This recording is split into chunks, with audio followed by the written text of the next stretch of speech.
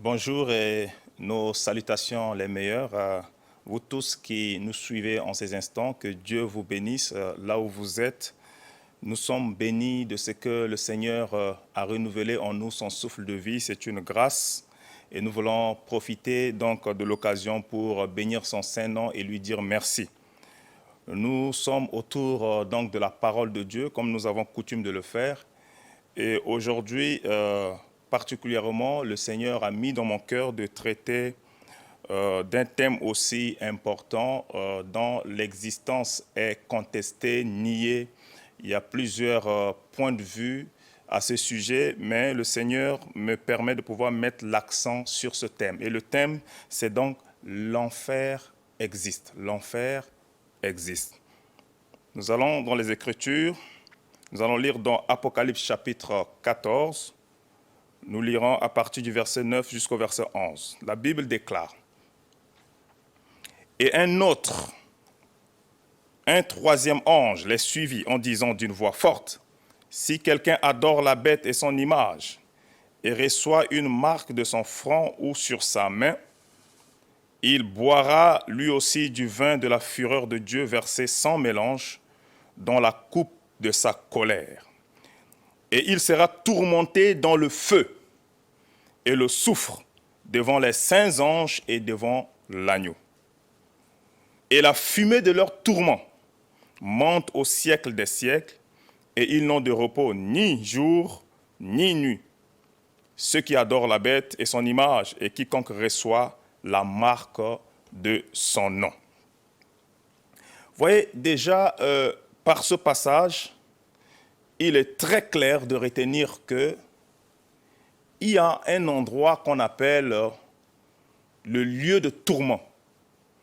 Et cet endroit existe, et cet endroit, quand Christ viendra, dans la fin des temps, ou du moins lorsque le Seigneur va renouveler toutes choses, beaucoup des êtres humains vont passer le reste de leur éternité en cet endroit. Beaucoup de gens, lorsqu'on parle de l'enfer, on dit il y a la vie après la mort, nous constatons une certaine contestation ou une certaine résistance vis-à-vis de cette vérité. En réalité, si cette vérité a été intégrée dans la vie des êtres humains que nous sommes, chacun d'entre nous saura se conduire, chacun d'entre nous saura poser les pas qu'il faut pour ne pas un jour se retrouver à cet endroit. Force est de constater que la négligence est assez remarquable pour dire que beaucoup n'y croient même pas. Et beaucoup pensent que c'est un mythe, une utopie, quelque chose qui a été fabriqué pour amener les hommes à ne pas être extravagants dans la vie. Mais en réalité, au regard des Écritures, cet endroit existe.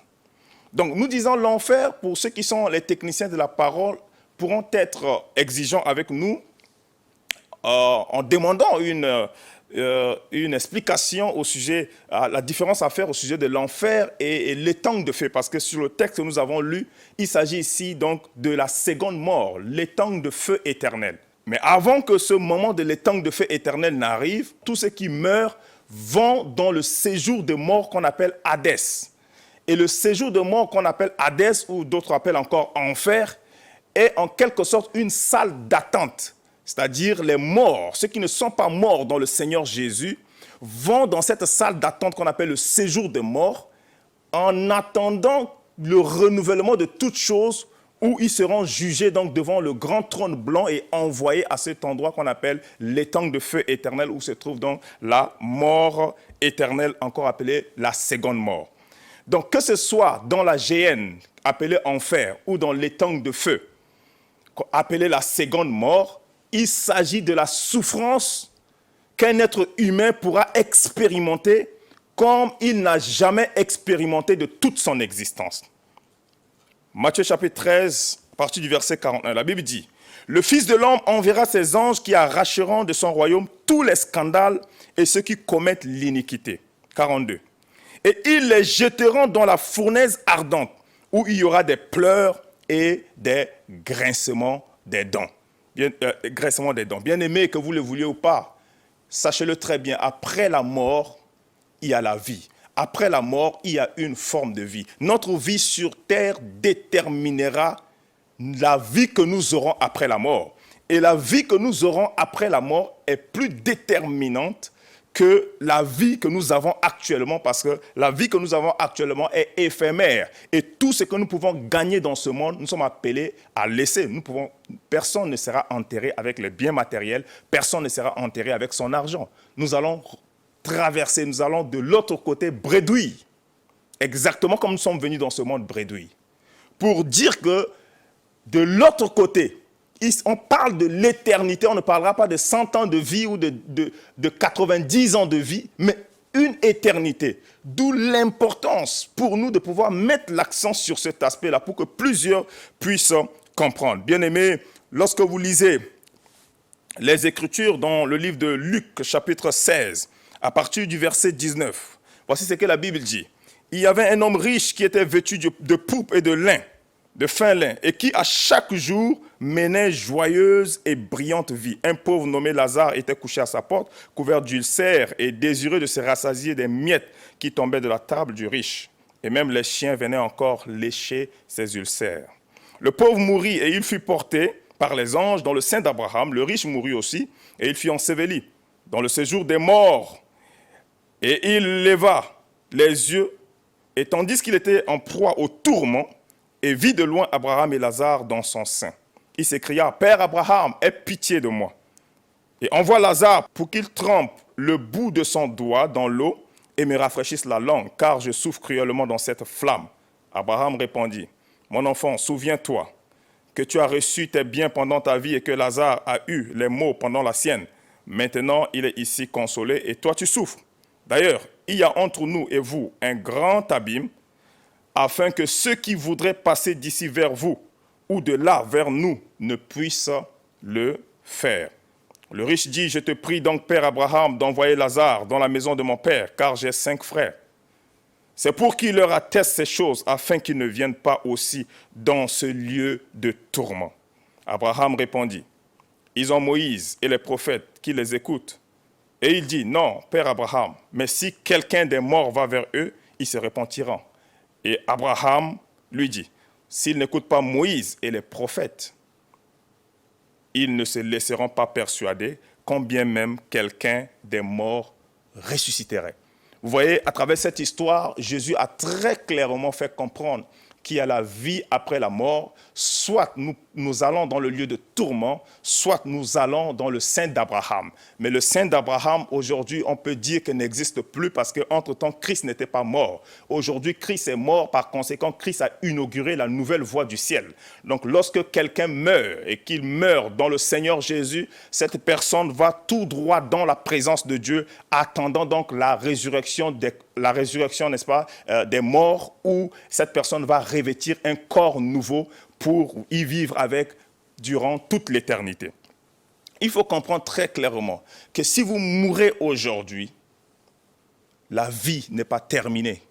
Soit vous allez vous retrouver à cet endroit qu'on appelle enfer, la géhenne, où il y a les grincements des dents, où il y a des douleurs, où il y a la souffrance, comme vous n'avez jamais pu voir sur cette planète Terre. Et Dieu ne voudrait pas que vous retrouvez à cet endroit-là. Cet endroit existe. C'est pour cela que nous sommes là, pour annoncer l'évangile. Dans le texte que nous avons lu, celui qui était dans le séjour de mort a dit qu'on envoie un mort. Comme ça, les gens qui sont sur la terre reviendront à la raison et ils vont changer de direction. Abraham va leur dire, ils ont les prophètes, ils ont Moïse. S'ils ne les entendent pas, même si un mort revenait à la vie, ils ne les écouteront point.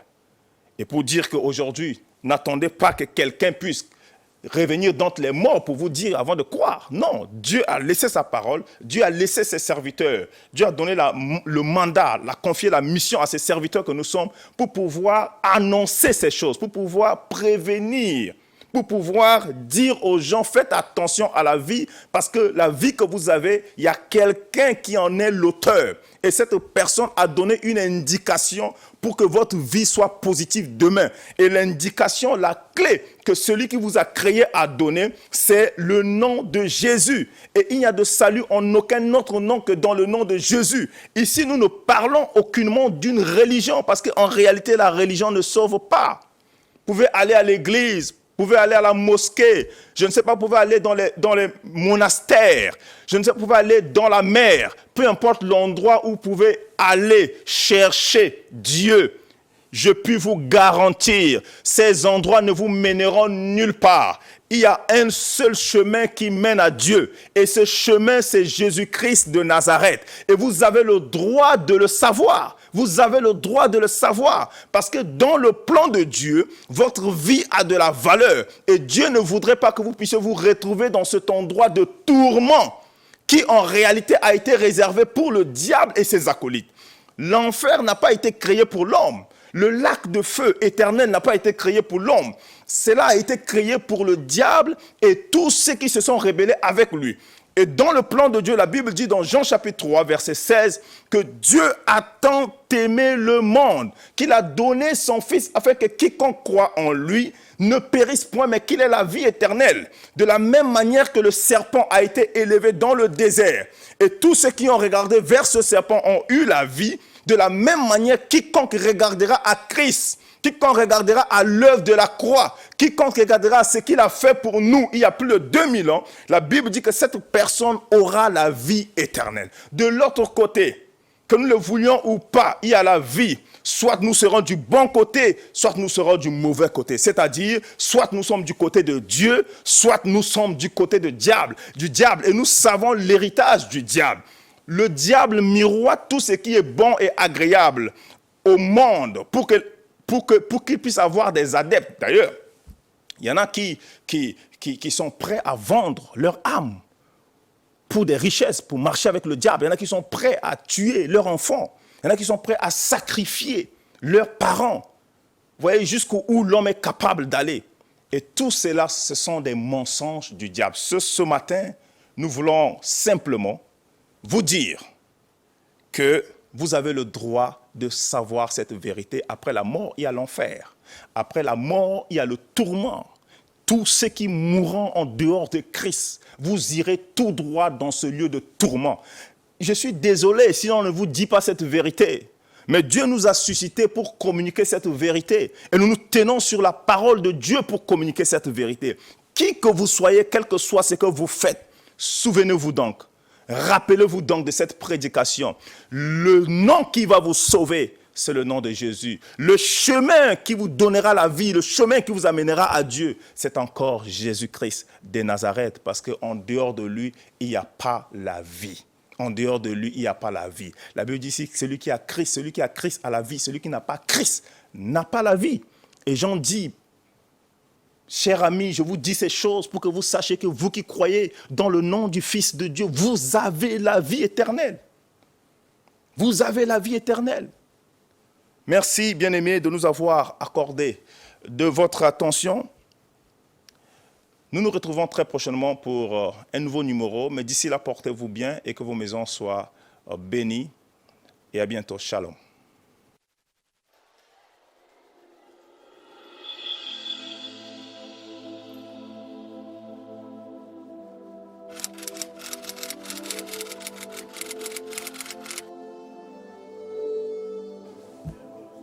Yeah.